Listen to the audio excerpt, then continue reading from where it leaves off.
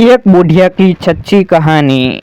किसी गांव में एक बुढ़िया रहती थी और वह कार्तिक का व्रत रखा करती थी। उसके व्रत खोलने के समय कृष्ण भगवान आते और एक कटोरा खिचड़ी को रख कर चले जाते। बुढ़िया के पड़ोस में एक औरत रहती थी। वह हर रोज यह देखकर ईर्ष्या करती कि इसका कोई नहीं है, फिर भी इसे खाने के लिए खिचड़ी मिल ही जाती है। एक दिन कार्तिक महीने का स्नान करने बुढ़िया गंगा गई। पीछे से कृष्ण भगवान उसका खिचड़ी का कटोरा रख गए।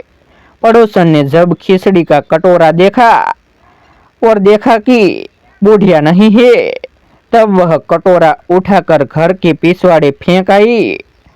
कार्तिक स्नान के बाद बुढ़िया घर आई तो उसे खिचड़ी का कटोरा नहीं मिला और वह भूखी ही रह गए। बार बार एक ही बात कहती कि कहाँ गई मेरी खिचड़ी और कहाँ गया मेरा खिचड़ी का कटोरा। दूसरी ओर पड़ोसन ने जहाँ खिचड़ी गिराई थी वहाँ एक पौधा उगा जिसमें 2 फूल खिले। एक बार राजा उस ओर से निकला तो उसकी नजर उन दोनों फूलों पर पड़ी और वह उन्हें तोड़कर घर ले आया। घर आने पर उसने वह फूल रानी को दिए, जिन्हें सूंघने पर रानी गर्भवती हो गई। कुछ समय बाद रानी ने 2 पुत्रों को जन्म दिया।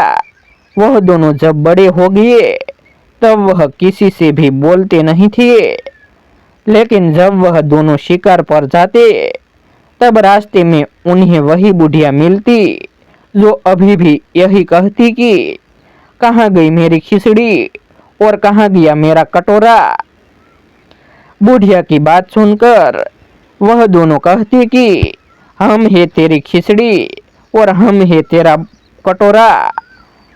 हर बार जब भी वह शिकार पर जाती तो बुढ़िया यही बात कहती और वह दोनों वही उत्तर देते। एक बार राजा के कानों में यह बात पड़ गई। उसे आश्चर्य हुआ कि दोनों लड़के किसी से नहीं बोलते, तब यह बुढ़िया से कैसे बात करते हैं। राजा ने बुढ़िया को राजमहल बुलवाया और कहा कि हमसे तो किसी से ये दोनों बोलते नहीं है, तुमसे यह कैसे बोलते हैं। बुढ़िया ने कहा कि महाराज, मुझे नहीं पता कि ये कैसे मुझसे बोल लेते हैं।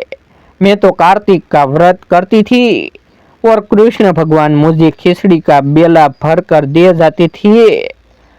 एक दिन मैं स्नान करके वापस आई तो मुझे वह खिचड़ी नहीं मिली।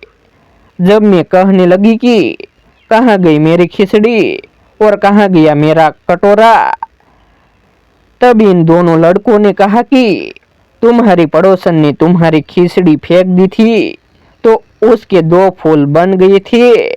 वह फूल राजा तोड़कर ले गया और रानी ने सूंघा तो हम 2 लड़कों का जन्म हुआ। हमें भगवान ने ही तुम्हारे लिए भेजा है। सारी बात सुनकर राजा ने बुढ़िया को महल में ही रहने को कहा। ये कार्तिक महाराज, जैसे आपने बुढ़िया की बात सुनी वैसे ही आपका व्रत करने वालों की भी सुनना। ऐसे ही नए नए धार्मिक वीडियो देखने के लिए हमारे YouTube चैनल सब्सक्राइब करें, वीडियो को लाइक करें और अपने मित्रों के साथ शेयर करें।